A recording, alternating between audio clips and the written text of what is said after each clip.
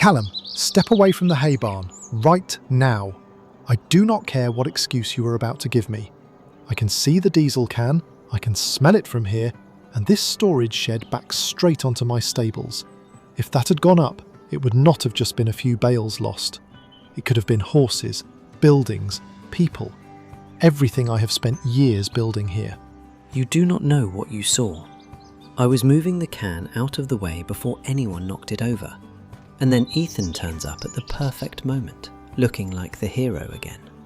That is how it always seems to work around here, does it not? He gets the farm, the contracts, the praise, and I get judged before I even get a word out. Callum, I did not bring you here. I did not put fuel beside Oliver's hay. I did not make you stand in the dark next to a barn full of dry bales after you lost this contract. You can blame me for a lot if that helps you, but this is not mine. This is yours, and you need to understand how serious this looks. I gave you work because I thought you deserved a chance. Ethan forgot deliveries when he took over Yew Tree, and you told me you could do better. I believed you. Then your hay started coming late, then short, then damp, and now I find you here with diesel beside my storage barn. That is it. You are done here. Of course I am. Everyone is always done with me the second Ethan walks back in.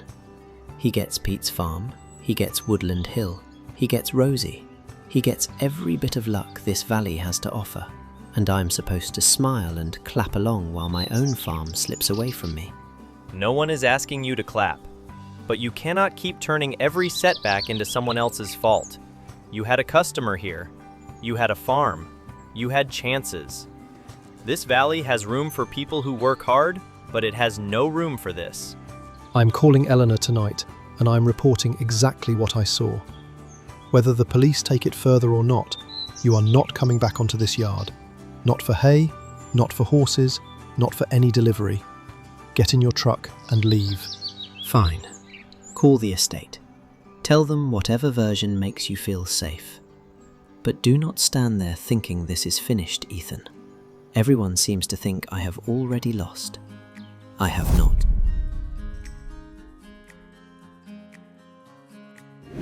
August started with Yew Tree Farm quiet, but not settled. After what happened at Oliver's yard, Callum had gone quiet, and that somehow made the valley feel worse. Still, the farm needed work. The barley was safe in storage waiting for winter prices, and the stubble fields needed turning over ready for canola.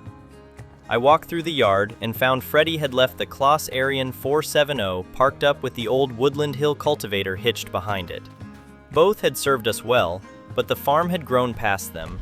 Today they were going to Peacock and Binnington's because a used machine had appeared online that I had been trying not to think about. I climbed into the Xerion and drove it down the road one last time. At the shop, I parked in the cell area, dropped the cultivator beside the workshop, and headed inside to see Oxy. Morning, Ethan. I saw the Xerion come down the road and guessed you had either broken something or seen the used list. Judging by your face, I am going with the expensive option. Morning, Oxy. I can give you £16,000 for the cultivator and £71,000 for the Xerion. That puts you at £312,000 in the bank, which is dangerously close to the Claas Xerion 12. £300,000! Dual tracks, 585 horsepower. That is a ridiculous amount of tractor, Oxy, and I think that is exactly why I want it. It is a field monster. Cultivation, slurry, heavy trailers, big balers, it will pull almost anything. Claas will include the engine upgrade as well. Then sell the Xerion, sell the cultivator, and put the Xerion through before I start thinking like a sensible person. A few signatures later, the deal was done. Outside, the Xerion looked massive. The drive home was brilliant. It barely noticed the hills and made every heavy job on the farm feel less of a fight. Then I got back to Yew Tree Farm and immediately found the downside. I tried to line it up with the barn to collect the cultivator, and the doorway looked tiny. After 2 careful attempts, I stopped before I turned a new tractor into modern art. Freddie, how busy are you? That depends what you have done. I bought the big Xerion, and it turns out it is too large to collect its own cultivator from the barn. I knew you bought it. Leave it there, boss. I will bring my tractor down and pull the cultivator out before you wedge 300 grand into a doorway. Freddie pulled the cultivator out a few minutes later, still grinning, and once it was hitched, the joke stopped. Out in the first field, the Xerion was exactly what I had hoped for. The cultivator dropped into the soil, the tracks gripped, and the tractor walked up the hill without slowing down. No struggle, no wheel spin. It just worked. Freddie went back to sorting animals while I finished the first field. By the time I lifted the cultivator, the ground was turned over and ready for seed. I headed straight to the second field and called him again. First field is cultivated. I am starting the second now. When you are clear with the animals, can you hitch up the seeder and start planting canola behind me? Yeah, sounds good. Canola again this year? Canola again. The barley stays in storage until winter prices, and if we get this planted now, it should carry us through to next summer. Perfect. I will grab the seeder and follow you in. Also, from over here, that Xerion looks unnecessary. The second field went quickly. The Xerion cruised through the work, and by late afternoon, Freddie was drilling canola into the first field while I finished the last passes. One person preparing ground, another following with seed, the animals handled, and the farm moving forward without panic. When the cultivating was done, I folded the machine, took it back to the yard, and parked it where the Xerion could fit. The barley was waiting for winter. The canola was going in. The new tractor was home. August was done.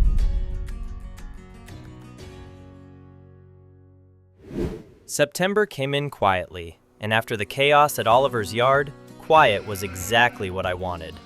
The fields were the first place to check. August had been all cultivation and drilling, and now the canola was starting to show in thin green lines across the soil. It had taken well, but nitrogen was low. If we wanted a strong harvest next summer, these fields would need feeding hard through the year. From there I walked to the main beef paddock. 6 of the oldest cows were only a few days away from calving, and once those calves were safely born, those 6 would be sold on. They were worth good money, and with the way this herd was growing, space mattered more than sentiment. Behind them, another 59 beef cows were only a month or 2 away from calving as well. That was going to be huge for the farm, but also a serious test of feed, housing, and time. The dairy barn was next.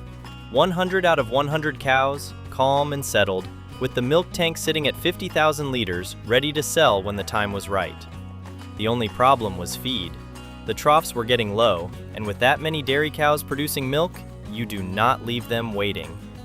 The younger beef cows up in the top yard barn were doing nicely too. They were growing well, clean, settled, and easier to manage indoors. So that was the plan for the day. Everyone needed feeding, and after that, I wanted to move the youngest calves into the smaller indoor barn. I climbed into the Xerion, started it up, and hitched onto the Silo King mixer. I hauled it down to the bale storage barn, parked beside the stacks, and jumped into the telehandler. The mix was simple: 2 straw bales, 4 silage bales, and 4 hay bales. Straw for structure, silage for energy, hay to balance it out. One by one, the bales went into the mixer, and the Silo King chewed through the lot until the wagon was full of TMR and ready for the cattle. That was when the Xerion created its first real problem.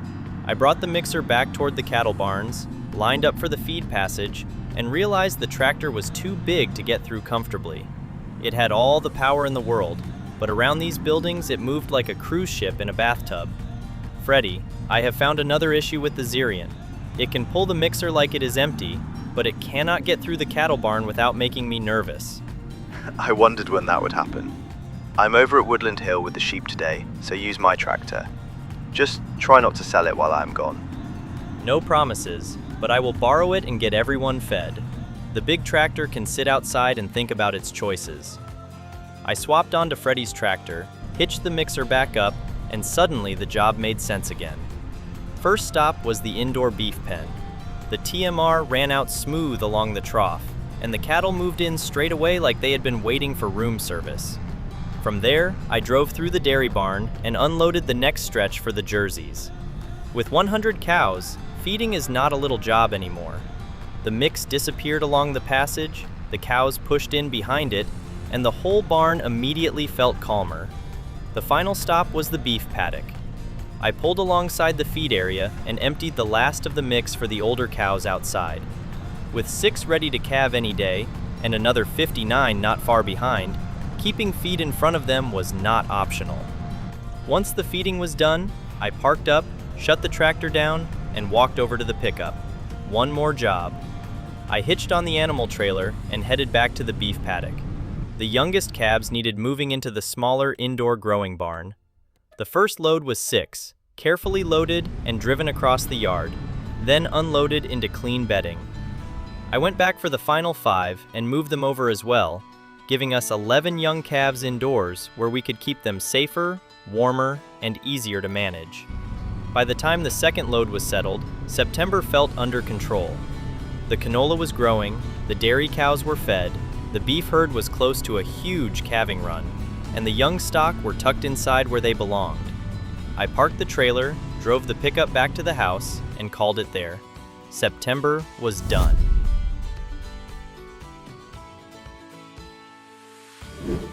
October arrived with the farm starting to feel full in every direction. The canola was in the ground, the dairy cows were settled, and the beef herd was right on the edge of another big push. That was the good problem with livestock. If you looked after them, they grew, they bred, and then one morning you realized the pens were starting to feel a lot smaller than they used to. We had 30,000 pounds in the bank, which was not a disaster, but after buying the Xerion, it was a reminder that big machinery leaves big bite marks. So this month was all about making space and putting some money back where it belonged. It had been a while since the trailer had a quiet life, and today was not going to be that day either, and headed straight over to the main beef paddock. The 6 oldest beef cows were ready to go. 38 months old, in good condition, and worth around 2,500 pounds each. They had done their job, and with another 59 cows in that paddock close to calving, keeping every older animal here would only make the next few months harder. Space was about to become valuable. The drive to the animal dealer was steady. 6 big cows in the back made the pickup work a bit, but nothing too dramatic. I pulled into the dealer yard, parked beside the unloading area, and sold all 6 for 15,000 pounds. Just like that, the bank looked healthier, and the paddock had a little more breathing room. On the way back, I was already thinking about the next pen. The younger beef barn was sitting at 49 out of 50 animals, which was far too close for comfort. Most of those cows were nowhere near breeding yet, but the oldest group had reached 16 months and were worth good money. If we cleared some of them now, we could free up space and build the bank back up at the same time. The plan was simple. Sell the 21 oldest 16-month animals, keep the younger ones growing, and make the whole system easier to manage. Freddie, I am back from the animal dealer. The 6 older cows are gone, and I am going to start clearing some of the 16-month beef cows from the indoor barn as well. Good idea. That barn was getting tight when I checked it this morning. How many are you moving? 21 in total. It will take a few runs, but they are worth enough to make the day worthwhile. Once the main paddock starts calving, we will need every bit of spare space we can get. Makes sense. I will keep an eye on the feed while you are out. If those 59 cows start calving next month, we are going to be busy. That is what I am trying not to think about until tomorrow. 27 beef cows sold in 1 month. 6 older cows from the paddock, 21 younger ones from the indoor barn, and suddenly the farm had room again. More importantly, we were ready for the next wave of calves that were about to arrive. The main paddock was lighter, the indoor barn was manageable, and the bank had some color back in its cheeks. I made my way back to Yew Tree Farm as the lights started dropping. The yard was calm when I pulled in. Freddie had been finishing the feeding while I was out, and the cattle were settled across the barns and paddocks. I parked the animal trailer beside the dairy barn, unhitched it, and drove the pickup back toward the house. October had not been flashy. No new tractors, no giant harvest, no dramatic meeting in someone's yard. Just livestock, sales, space, and money. But that is what a real farm needs sometimes. Not every month has to change the world. Some months just stop the next one from falling apart.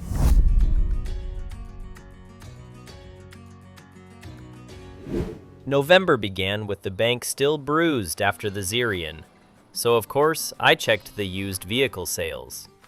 Sitting there was the exact Claas Xerion 6900 we already owned, but at 50% off. Beside it was a discounted Roland baler, annoying at first. Then it became an idea. At the bale barn, we had around 55 hay bales, plenty of silage, and more straw than we needed.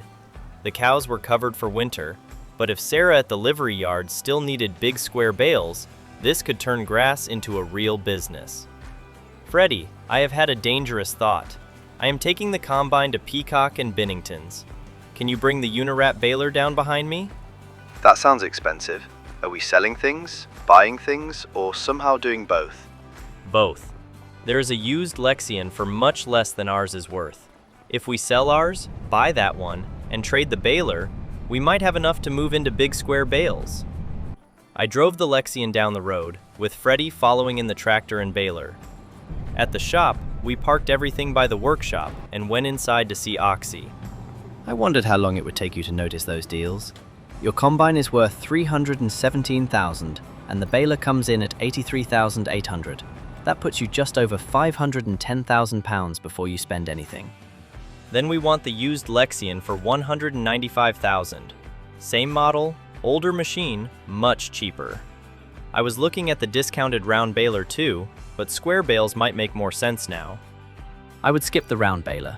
If Sarah wants big square hay, buy the Claas Quadrant 5300 at $171,000, then add a separate wrapper for $63,000. You can do square hay now and square silage later. Do it. Used Xerion, quadrant, and wrapper. It hurts, but it opens a new side of the farm. We left with about £80,000 in the bank, a second-hand Xerion, and a brand new Claas Quadrant sitting in the yard like a hay factory with paint. Freddie took the wrapper home, I drove the combine back, and spent the journey convincing myself this was smart. Back at Yew Tree, Freddie dropped off the wrapper and started mowing. I took the Xerion down to collect the quadrant, brought it home, then swapped onto the tedder. This month was hay. Field 98 first, then Field 3, and every bale now had the chance to become money. Hi, love. Your dad said you had bought another enormous tractor. And Rosie sent me a picture of a combine going down the road again. Should I be worried about your bank account? Hi, Mom. It sounds worse than it is. We traded Kit around, bought a cheaper version of the same combine, and used the difference to buy a big square baler. The farm is making good money now, and this should help us supply Sarah and Oliver with better bales. I still remember you worrying about every small bill in that caravan. I am proud of you, Ethan. Just make sure the farm is not sitting on your shoulders every hour of the day. I'll let you get back to it. Bye. Bye, Mom. By the time the call ended, Freddie had Field 98 raked and ready. I hitched the quadrant to the Xerion and started the first pass. The baler swallowed the row cleanly, and the first big square bale dropped behind us. After years of round bales, those neat blocks looked like the start of a different system. We finished Field 98 and moved over to Field 3. Freddie rode ahead while I bailed behind him, and the Xerion pulled the quadrant up the slopes without even noticing. Ethan, if we are going square bales, the round bale collector is not much use now. There is a square bale trailer at the shop for $90,000, and they will give us $31,000 for the old one. Do it. If we are changing the system, we may as well change it fully. Freddie handled the trade, picked up the square bale trailer, and started collecting from Field 98 while I carried on baling Field 3. We worked late, with rows disappearing, bales stacking, and the new setup settled. By sunset, the baling was finished, and Freddie was collecting the last of Field 3. Farm had a square bale system and 2 customers waiting. November was done.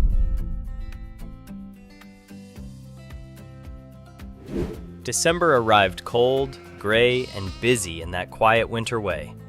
The fields were leaving us alone, but the farm was not. Freddie was already out feeding the cattle with the TMR mixer, and I had £40,000 in the bank after a very expensive November. The new square bale setup had worked. Now it needed to earn.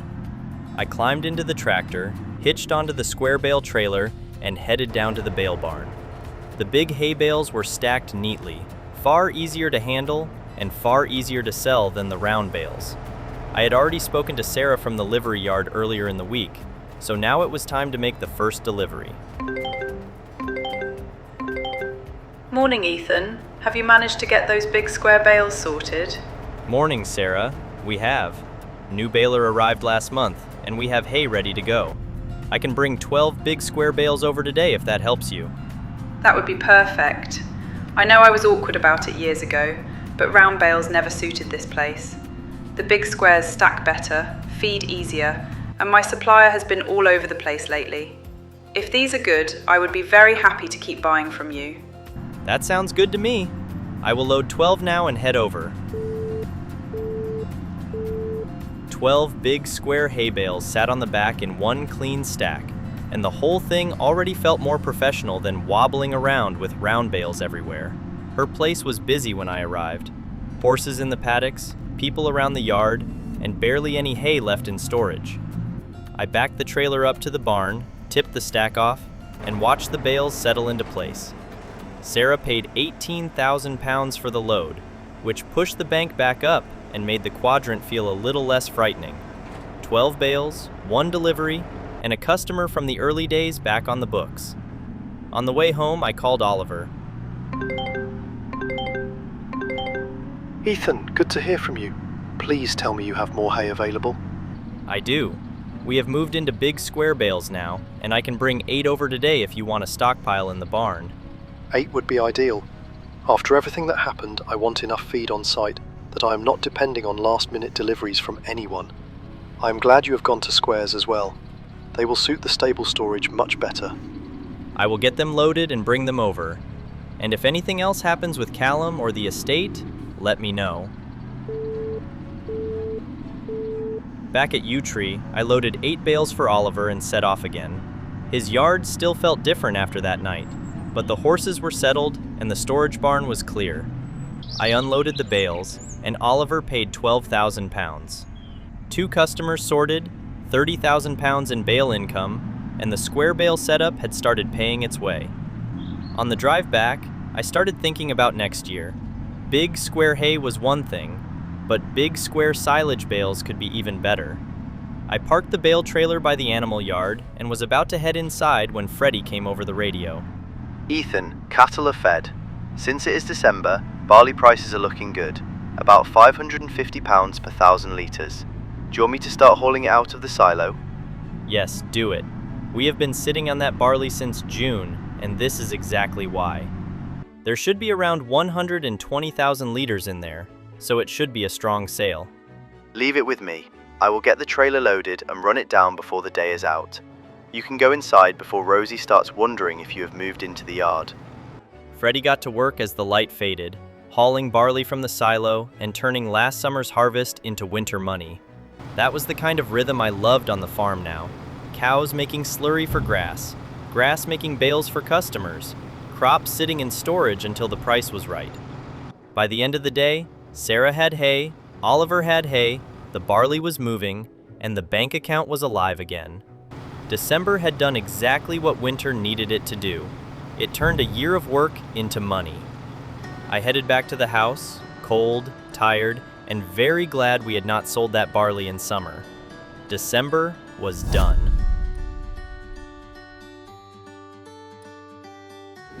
January arrived with frost on the yard, quiet fields, and the kind of cold that made even the tractors look like they wanted to stay in bed. After December's deliveries and barley sale, the farm finally had money moving again, but there was very little that needed doing outside. Freddie had already checked the cattle, the sheep at Woodland Hill were fine, and the canola was tucked into the ground waiting for warmer months. So for once, I did something unusual. I stayed inside. The farmhouse at Yew Tree had changed a lot since Rosie moved in. It no longer felt like I was just borrowing Pete's old place while trying not to make too much noise. There were coats by the door that were not mine, mugs in cupboards I never bought, vet books on the table, and little signs everywhere that someone else lived here now. You know, most people look more relaxed when they get a quiet month. You are standing there like the farm is about to sneak up on you. I am not used to it being this quiet. Usually by now something is broken, empty, overfull, unpaid, blocked, stuck in a gateway, or Freddie is on the radio asking if a sheep can legally be considered a hazard. On this farm, I imagine the answer is yes. But everything is fine today. The cows are fed, Freddie is alive, the sheep are not staging a rebellion, and you are allowed to sit down for 10 minutes without the valley collapsing. That is the strange bit. I spent years wishing I had enough help and equipment to make the farm easier. Now that it is easier, I keep waiting for the hard part to jump out from behind a hedge. Maybe the hard part has changed. At the start, it was money and machinery and finding work. Now it is learning how to live with the life you built, instead of treating every month like you are still trying to survive it. I still remember sleeping in that caravan and thinking if I could just get one decent contract, things would turn around. Then I got Woodland Hill. Then Yew Tree happened. Then Freddie came along. Then you moved in. It is a lot when I actually stop and look at it. It is a lot. But it is also good. I like it here, Ethan. I know it is chaotic, and I know sometimes dinner depends on whether a cow gives birth or a tractor refuses to fit through a barn door. But I like this house. I like the yard. I like hearing the cows in the morning. I even like Freddie shouting at machinery from 2 fields away. That is worryingly specific. Are you sure you knew what you were getting into when you moved here? I knew enough. I knew you would be tired, muddy, distracted, and occasionally convinced a used machinery deal was a personality trait. I also knew you cared about this place more than anyone else could. That matters. Does it feel like home to you now? Yes, it does. Not because it is finished or perfect, because it is neither of those things. It feels like home because I can imagine us still being here in 5 years. Maybe 10. Different furniture, more animals than we intended. Freddie having somehow acquired his own kettle in the workshop, but still here. 10 years is a long time. You have nearly done 10 years already. Maybe that is why I have been thinking about the future more. Not in a scary way, just in a real way. This farm is not some temporary chapter anymore. Neither are we. I think about it too. I just do not always say it out loud. Most of the time I am trying to keep up with what is already happening. I know. And I am not trying to rush you. I am happy here. I am happy with you. I just want you to know that when I talk about the future, I am not talking about somewhere else. Good, because I do not think I am built for somewhere else. No, you are built for standing in a farm kitchen, worrying about cows while your tea goes cold. That is a very specific skill set. One of your finest. We sat there for a while after that, drinking tea, talking about small things. The house, the yard, the cattle, Christmas, Freddie, and whether the hallway needed fixing before spring. Nothing dramatic happened, no machine purchase, no urgent call, no crisis waiting outside. But as January moved on, that conversation stayed with me. Rosie was not just living at Yew Tree Farm anymore, she was building a life here with me. And for the first time in a long while, the farm did not feel like the only future I was working toward. It felt like part of a bigger one. January was done.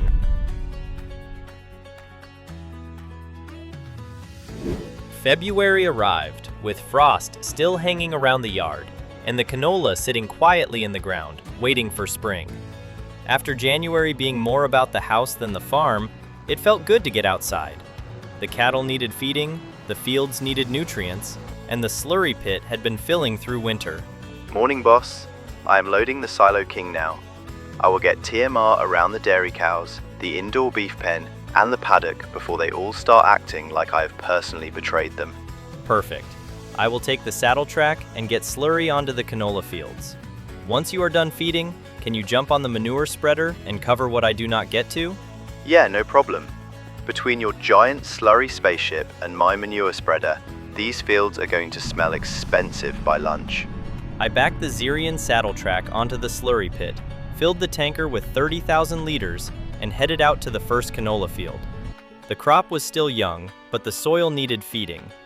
We had spent years building this farm around the idea that waste was not really waste if you used it in the right place. Cows made milk, milk made money, and the slurry and manure went back into the land to grow the next crop. The Xerion sat steady, the tanker followed cleanly, and the field began taking in fertilizer row by row. A few years ago, spreading slurry felt like a slow winter chore. Now it felt like part of the machine that kept the whole farm alive. Morning, Ethan. Your mum told me I was not allowed to ask how much the new tractor cost, so instead, I will ask if it is earning its keep. Morning, Dad. It is earning it today.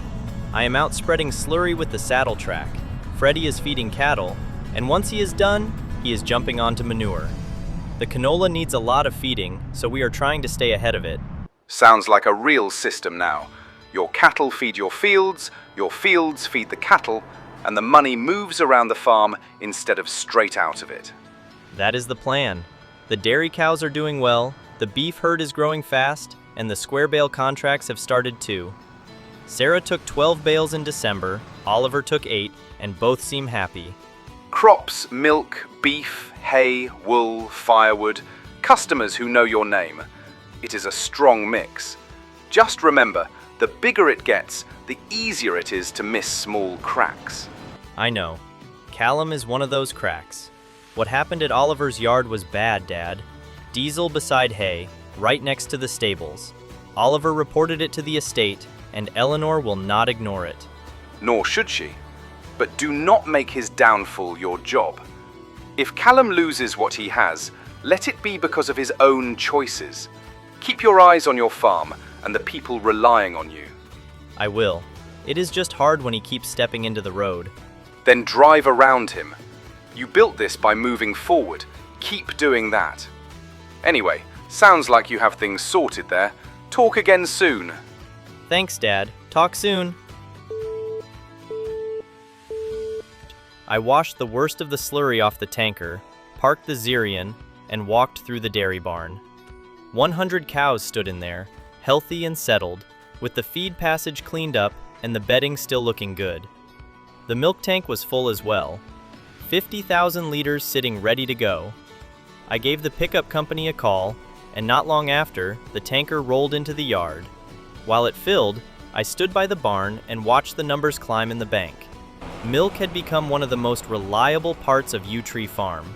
It did not arrive with fireworks, but it arrived again and again. By the time the tanker left, the bank was sitting around 200,000 pounds. The fields were fed, the cattle were settled, the milk was sold, and Dad's words were still sitting in the back of my mind. Keep moving forward. That was February done.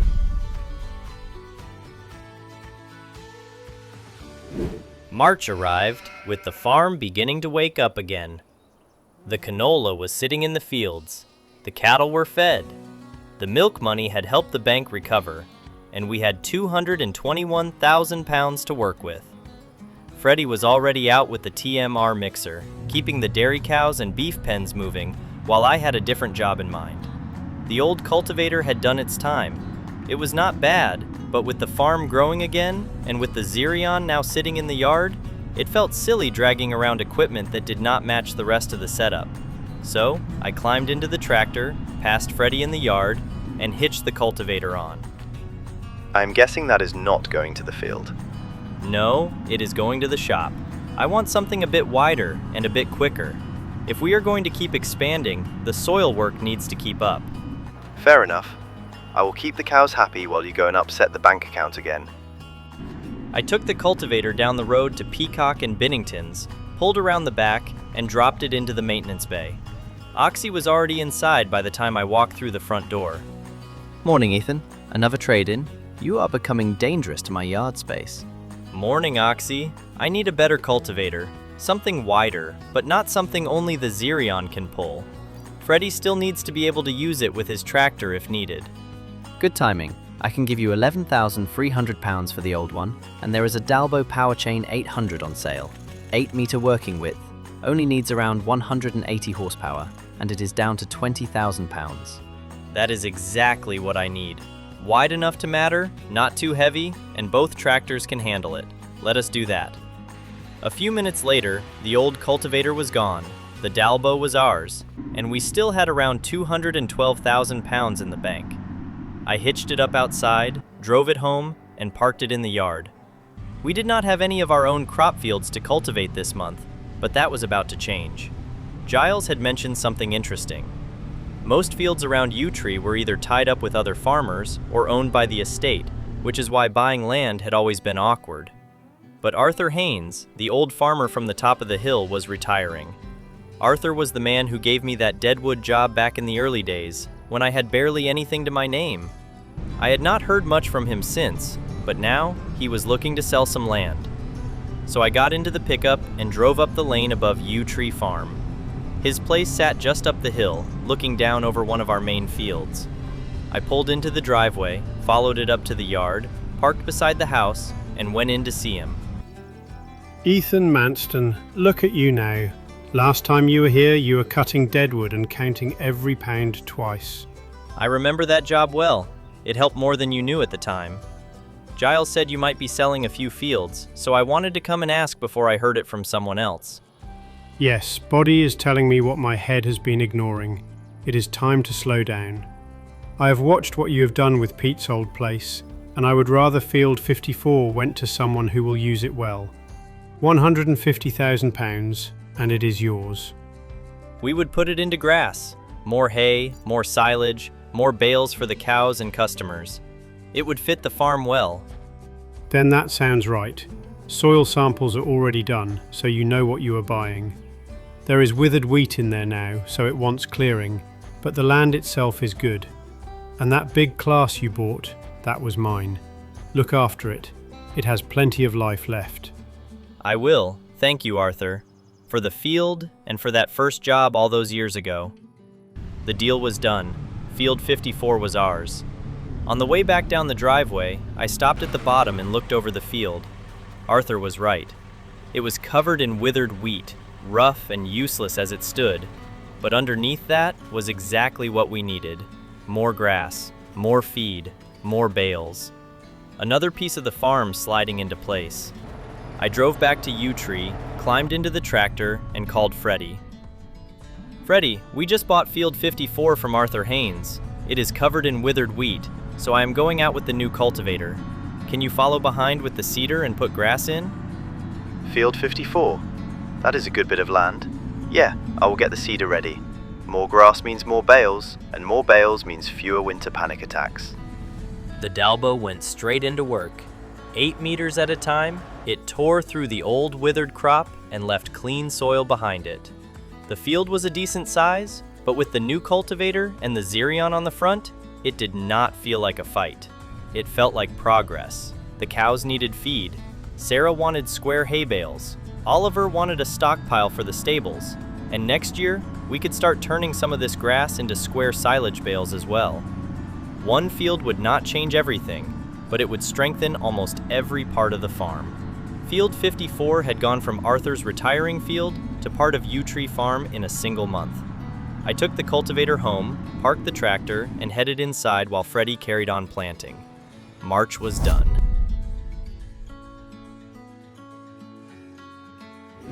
April arrived with the farm finally starting to feel alive again. The canola was growing. Field 54 had grass seed in the ground, and after March's land purchase, the farm felt just that little bit bigger. It was not a huge expansion, but it mattered. More grass meant more feed, more hay, more silage, and more chances to make the square bale setup pay for itself. This month, though, the money was not coming from grass. It was coming from wool.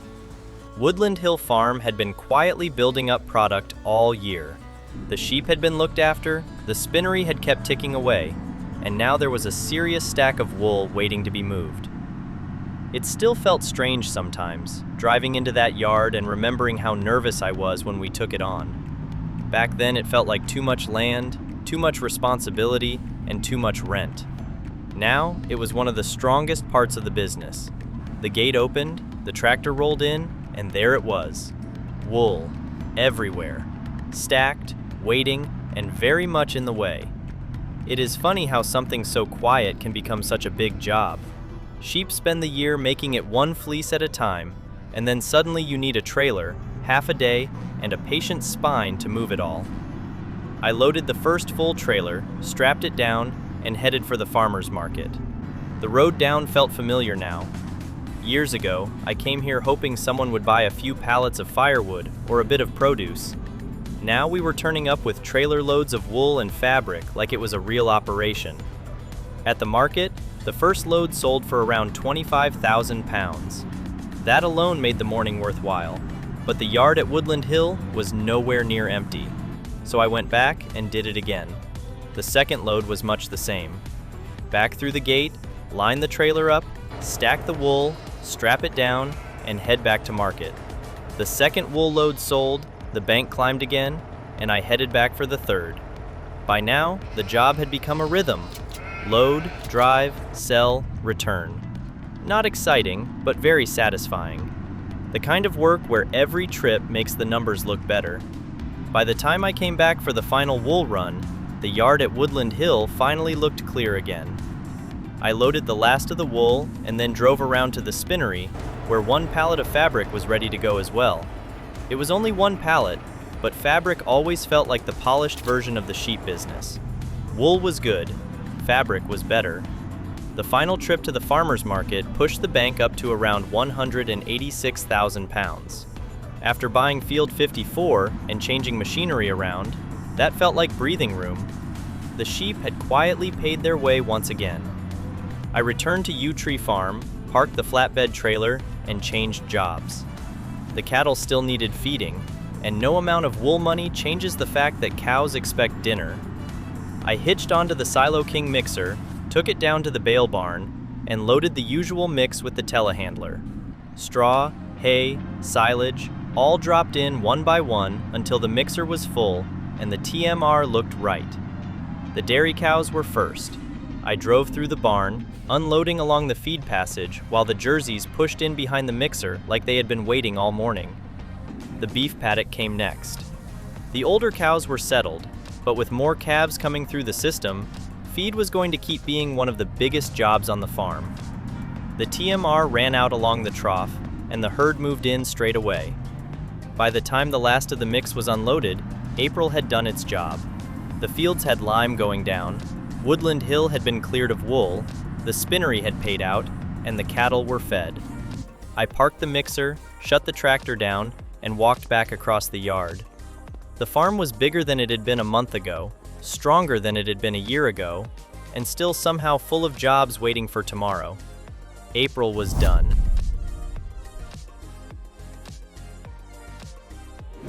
May arrived with the farm in one of those rare little gaps between big jobs. The canola was growing, the new grass field was settling in, the sheep had paid us back nicely, and the cattle were fed. There were always jobs around Yew Tree, but this month I wanted to deal with something that had been sitting in the back of my mind since Oliver. Customers do not stay customers just because you once did a good job. I had learned that the hard way. When Yew Tree Farm landed on us, I had taken my eye off a few smaller contracts, and Oliver had gone elsewhere. That mistake nearly opened the door for Callum. So today was not about machinery, crops, or cattle. It was about checking in with someone who had been with us since the early firewood days. Craig, down at the Toby Carvery, was still taking firewood deliveries every couple of months. Freddie had been handling most of them now, and from what I could see, the system was working well. But I did not want to assume it. Not anymore. The Toby Carvery was warm, busy, and smelling dangerously good when I arrived. Craig was already there, and after I had filled a plate with enough roast potatoes to affect the handling of the pickup, we sat down for a proper catch-up. Ethan, good to see you. I was starting to think you had become too important for a meal indoors. Every time Freddie turns up, he tells me you were either with cows, in a field, or buying another Claas machine large enough to block a village road. That does sound like Freddie. I wanted to come in because I know we have had the delivery system running for a while now, but I have not actually sat down with you in far too long. After what happened with Oliver, I realized I cannot just assume people are happy because no one has complained. I appreciate that. From my side, the firewood deliveries have been spot on. Freddie is always on time, he stacks things where we ask, and he actually checks if we need anything changing before he leaves. That lad is good for you, Ethan. He takes pride in it. He does. When I hired him, I needed help. Now I think the farm would feel strange without him. He has taken Woodland Hill, sheep, deliveries, and half the cattle work, and somehow still finds time to mock every decision I make. That is how you know he is comfortable. But yes, the service is good. The wood burns well, the deliveries are clean, and we have never had to chase. That matters more than people think. Restaurants do not want drama from suppliers. We want the thing to arrive when it is meant to arrive. That is exactly what I needed to hear.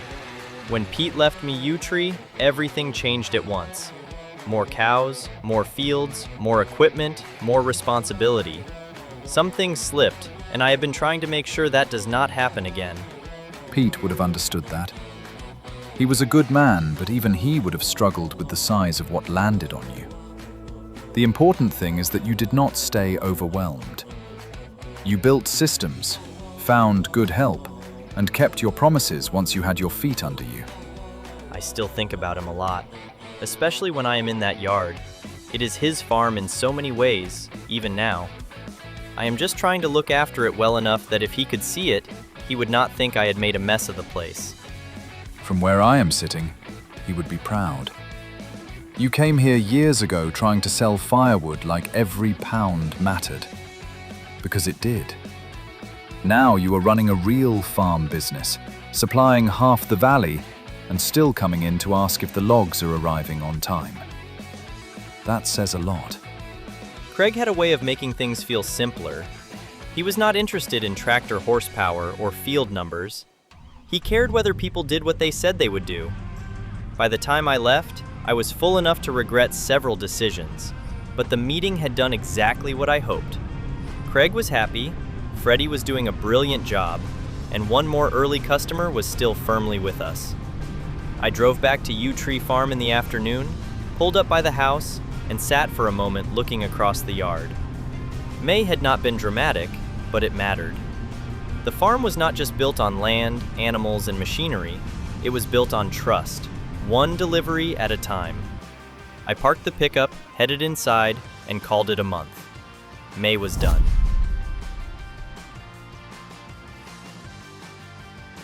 June arrived with the farm sitting in that strange pause before summer work really begins. The canola was thickening up in the fields, the cattle were settled, and Field 54, Arthur Haines' old field, had finally started to look like it belonged to us. A few months ago, it was covered in withered wheat and felt like someone else's land. Now it was green, clean, and slowly becoming another working part of Yew Tree Farm. There was not a huge list of jobs this month, but there was one important one. The new grass field needed feeding. I walked across the yard to the Xerion saddle track, climbed into the cab, and started it up. The slurry pit had been filling all winter, and with the cows producing every month, we had plenty sitting there ready to go back onto the land. That was the part of the system I liked most. Nothing wasted. The cows ate feed grown from the fields, the slurry went back into the soil, and the soil grew the next crop or cut of grass. It was not glamorous, but it worked. I backed the tanker up to the slurry pit and started filling. 30,000 liters slowly loaded in behind me. Once the tanker was full, I pulled out of the yard and headed up toward Field 54. The grass looked good when I arrived. It had taken well, the rows had filled in, and with another month of growth, it should be ready to cut. We had bought this field for 150,000 pounds, which was not a small decision, but looking at it now, it made sense. More grass meant more hay for Oliver, more square bales for Sarah, more silage for winter, more feed security for the cows. It was not a flashy purchase, but it was the kind of field that quietly earns its keep year after year. After the early years, when every job felt like asking too much from small equipment, that still felt slightly unreal. The slurry went down cleanly, dark lines disappearing into the grass. Field by field, year by year, the farm had become more organized. We were not just chasing money anymore, we were planning systems. Cows feeding fields, fields feeding cows, grass feeding customers, customers paying for the next expansion. It was all connected now, like a big muddy clock with very expensive hands. Sarah needed big square bales. Oliver wanted a strong stockpile after what happened with Callum. But silage was tempting as well. Big square silage bales could become a serious moneymaker, especially now we had a separate wrapper. If we could split the cuts between hay and silage, the grass operation would stop being just cattle support and become another proper income stream. The field did not take long with the saddle track. That was the beauty of this setup. Big tank, wide application, plenty of power, and suddenly a job that could have eaten half a day was finished before lunch. Field 54 was fed. Arthur had trusted us with this land, and that mattered. It was not just another purchase on a map. It was another old piece of the valley sliding into Ethan Manston's farm, and I wanted to make sure we made something good from it. The drive back to Yew Tree was quiet. I parked the tanker, washed down what needed washing, and shut the tractor off in the yard. Freddie had the animals under control, the canola was still growing, and the new grass field had its first real feed. June was not a dramatic month. No big sale, no new machine, no argument in someone's yard. Just slurry, grass, and a field starting to pay back the faith we had put into it.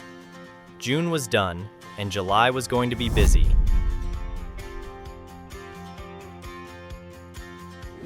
July arrived with money landing before the engines had even started. The spring mowing scheme finally paid out, and Field 54 had already begun earning its place on the farm.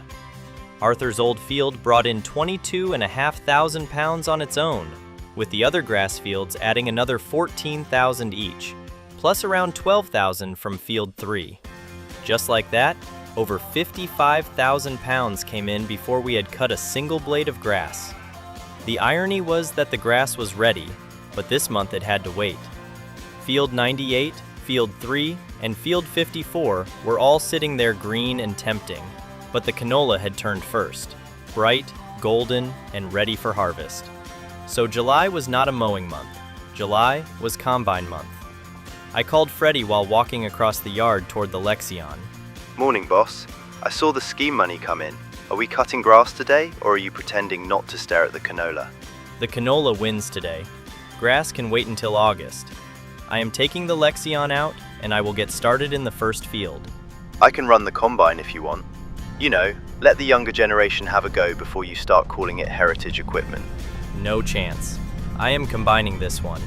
You can trailer for me, and maybe next year I will let you sit in the big seat. You say that every year. Fine, I will grab the trailer. Try not to enjoy yourself too much.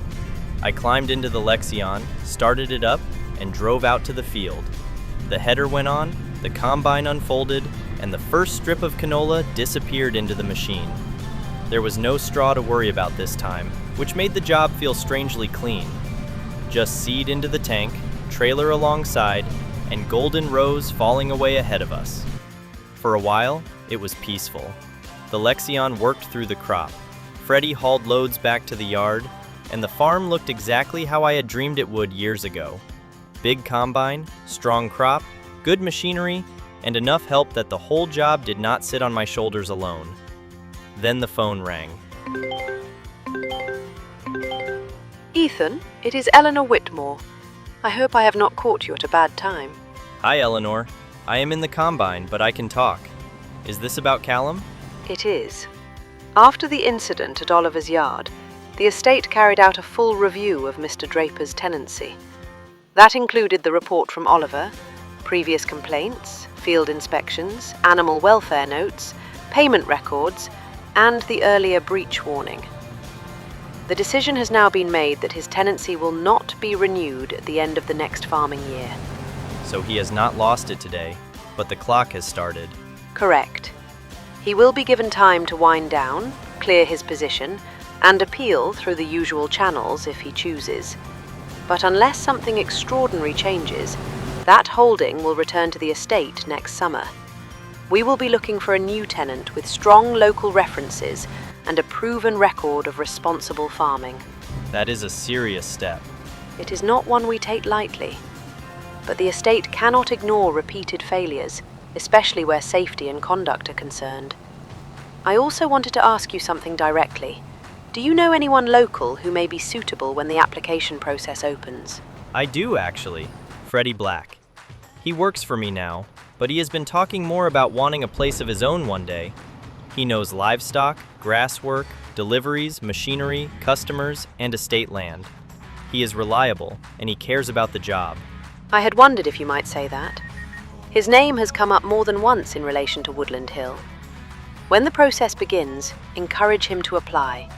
A recommendation from you would carry weight, but he would still need to stand on his own merits. He can do that. I will speak to him, but only when the time is right. I do not want him thinking anything is promised. That is wise. Nothing is promised yet. But there may be a door opening, and I thought you should know before rumors take over the valley. The call ended, and I just sat there for a few seconds with the combine still rumbling beneath me. Callum had spent years blaming everyone else for every lost chance, and now one of those chances might become Freddie's way forward. I finished the field, unloaded the final tank into Freddie's trailer, and then called him over the radio. Freddie, I have just had Eleanor on the phone. Callum's tenancy is not being renewed after next year. The estate will be looking for a new tenant. Right, that is big. What does that have to do with me? She asked if I knew anyone suitable. I mentioned you.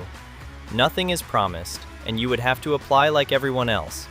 But if you still want your own farm one day, this might be a real way in.